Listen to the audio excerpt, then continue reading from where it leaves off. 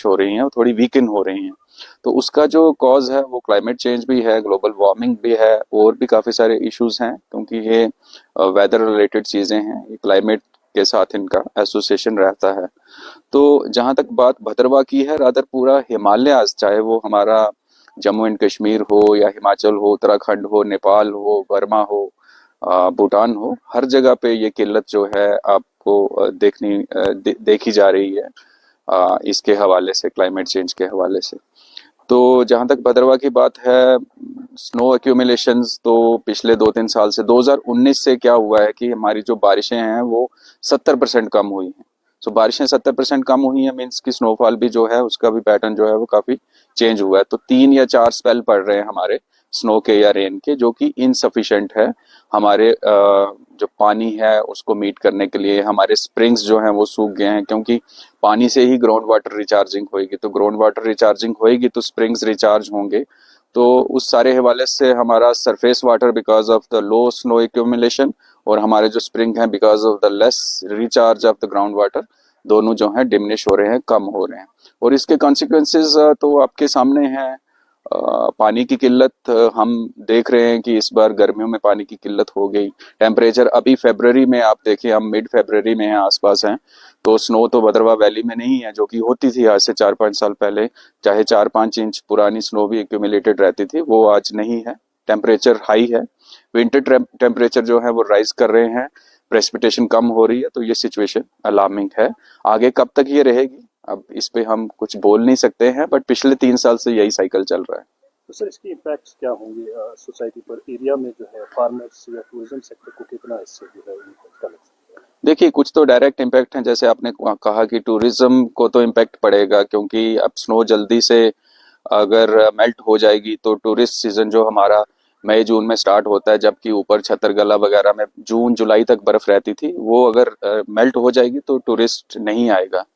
और इसी तरह हमारा जो स्प्रिंग है वो थोड़ा जल्दी ऑनसेट हो जाएगा, तो जो टूरिस्ट, जैसे आप फॉर दैट मैटर कुछ फ्लावर्स देखने आ रहे हैं, कुछ नेचर देखने, कुछ बर्ड्स देखने आ रहे हैं, तो वो सारा जो चेंजेस, जो जो पैटर्न चेंज हो रहा है, उसके हिसाब से सारी चीजें जो है वो प्रीपोन हो रही हैं। तो जो बच्चों को छुट्टियां जून जुलाई में पड़ती थी, और यहाँ आकर वो सूरत हाल देखेंगे उस टाइम क्या होगा, तो इम्पैक्ट तो पड़ेगा, क्योंकि हमेशा अच्छे वेदर को लेके ही लोग पहाड़ी इलाकों में आते हैं। तो उसका इम्पैक्ट, एक तो डायरेक्ट इम्पैक्ट है, दूसरा रहेगा आपका वाटर बॉडीज के हवाले से। तो वाटर रिचार्जिंग कम हो रही है, तो वाटर की स्केसिटी तो होएगी, चाहे वो स्प्रिंग्स हैं, हो सकता है स्प्रिंग्स काफ़ी सारी तो सूख गई हैं, काफ़ी में पानी कम हो गया है। दूसरा सरफेस वाटर जो नीरू का है, जिसमें पूरे भद्रवा को सप्लाई जाती है, उसका भी इम्पैक्ट आएगा। मैं एक पेशे से ज़मींदार तबके से हूँ। काफ़ी अरसे से ख़ानदानी निस्बत से हम ज़मींदारी करते हैं, लेकिन इस साल खुश्क साली की वजह से ऐसा माहौल नज़र आ रहा है जैसा कि आज से पहले कभी हमने नहीं देखा, या हमारे इलाके के जो बुज़ुर्ग हैं उनसे भी उनका कहना है कि ऐसी खुश्क साली हमने भी नहीं देखी है। आप अगर देखेंगे कि हम जो नदी नाले हैं इनका पानी हम नहरों के ज़रिए से खेतों में लगाते थे तो फसल की कुछ उम्मीद बनती थी, लेकिन इस साल इतनी खुश्क साली हुई, न कोई बर्फ़ का नाम है। पूरा महीना दिसंबर भी खुश्क ही रहा, थोड़ी बहुत बर्फ़ आई कई इंचों के हिसाब से, पहाड़ जो है वो पत्थर नज़र आ रहे हैं यहीं से, लिहाजा वो बर्फ़बारी नहीं हुई जितनी होनी चाहिए थी। जो ज़ख़ीरा पहाड़ों पर जमा होता था और ग्लेशियर की सूरत में जो है गर्मी के सीज़न में वही पानी नीचे आता था नदियों के ज़रिए से, नहरों के ज़रिए से, फिर वो हमारे खेतों तक सिंचाई हुआ करती थी, तब जाकर हम धान की फसल इसमें लगाते थे। लेकिन अब देखते हैं हम ये कि खुश्क साली की वजह से ऐसा हो रहा है कि आप देख रहे हैं साथ ही में दरिया भी है, ये नेहरू बिल्कुल खुश्क है, छोटे छोटे बच्चे इसको क्रॉस कर सकते हैं, ऐसी सूरत बन चुकी है। और अब उम्मीद ऐसी है कि जैसा हम देख रहे हैं कि अगर ऐसा ही खुश्क साली रही तो शायद नाउम्मीदी है कि कोई फसल इसमें तैयार हो सकेगी। देखिए, मेरा नाम नसीर महबूब है, मैं एनजीओ यूथ एक्शन कमेटी का चेयरमैन हूँ। तो बड़े अफसोस के साथ आपको कह रहा हूँ, जो हालात आज बन चुके हैं, जो चारों तरफ नज़र आ रहा है हमें। मेरी उम्र भी इस वक्त 42 से 43 साल है। मैंने अपनी ज़िंदगी में ऐसे हालात नहीं देखे। दरिया सूख रहे हैं, चश्मे सूख रहे हैं, तो परेशानी का आलम इतना हो चुका है कि मुझे जैसे नज़र आ रहा है, जैसे मैंने सीनियरों से पूछा, यहाँ के बुज़ुर्ग हैं हमारे, जो ज़मींदारी पिछले 60-70 साल से कर रहे हैं, उनसे जब हमने पूछा वो भी यही कह रहे हैं कि ऐसी हालात हमने देखी ही नहीं है। तो उनका कहना यह है कि आने वाले टाइम में आप एग्रीकल्चर पकड़िए, आप हॉर्टिकल्चर पकड़िए, मतलब हमारे बागात, हमारे खेत, हमारे जो खुश्क ज़मीनें होती है जहाँ पे मक्की शक्की पैदा होती है, मतलब सब कुछ अगर ऐसे हालात रहे तो ख़त्म हो जाएगा।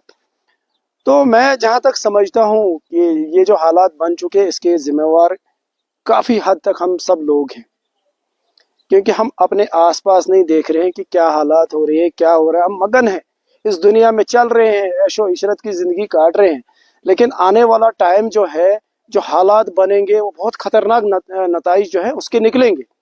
हमारी नस्लें जो है, छोटी छोटे बच्चे जो अभी हैं, जो कल को उन्होंने ये संभालना है सारा सिस्टम, लेकिन जब पानी नहीं होगा, जब उनके पास यहाँ एग्रीकल्चर सिस्टम नहीं होगा, हमारे चश्मे और दरिया सूख जाएंगे, तो उनने अपनी ज़िंदगी का गुजर बसर कैसे करना, ये सोचना है हमने। आज आप जंगलात को पकड़िए, हमारे चारों तरफ से नज़र मारिए आप, हमें यहाँ पे कहा जाता था ग्रीन गोल्ड।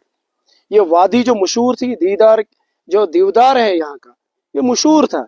और जो गांव इस जंगल में हुआ करते थे, आप कंसर को पकड़िए, मैंने अपनी ज़िंदगी में नहीं देखा था कि कंसर गांव नज़र आ रहा है। आज यहाँ के सारे मकानात दिख रहे हैं, थुब्बा पकड़िए, कंसर पकड़िए, चारों तरफ आप नज़र मारिए, मतलब हमारा जंगल भी खाली हो चुका है। तो जिम्मेवार कौन है?